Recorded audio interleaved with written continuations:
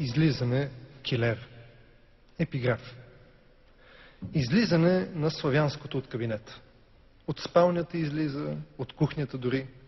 Като музей остава единствено килер, но той в домакинството не се брои. Щом доктор Петър Берон затвори входната врата и зата 3 стъпала дебели по дъските, по кръста му пролази стара самота и в костите олегна утайката на дните. Тялото му бе славянски шкаф, но бабата на шкафа е австрийска и внезапно той разбра това, че всяко свое дело е чуждинско. И няма излъз на славянското навън, нито дружба вътре зад стените. Уютен дом, но един и същи сън виси злокобно нощем по градите.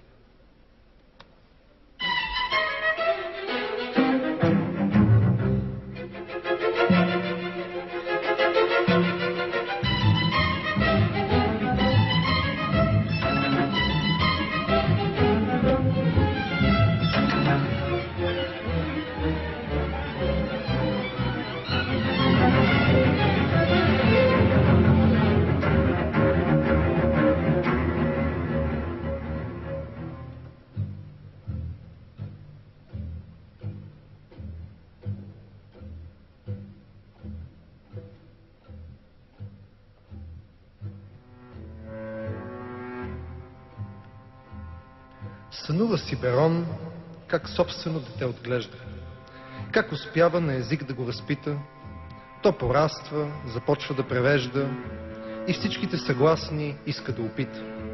Естествено, накрая губи своя лик и това е толкова често детско и банално, че Берон се буди в този тъжен, скучен миг и разбира, че излишно е спестявал. Ето, всичко свое ще изхарчи. Пропилява дълъг труд, събиран в купчини, теглото намалява, бухчите влачи и престава да познава своите роднини. Заключва машинално входната врата, тътри се като последен бабин скрин, в него има само вещи, думи и земя и в килера ще се скрие невредим. Килерът. Това е зимнината, уроките и неравноделния ни градоред. В него няма никакво течение, тъмно е и има непотребен ред.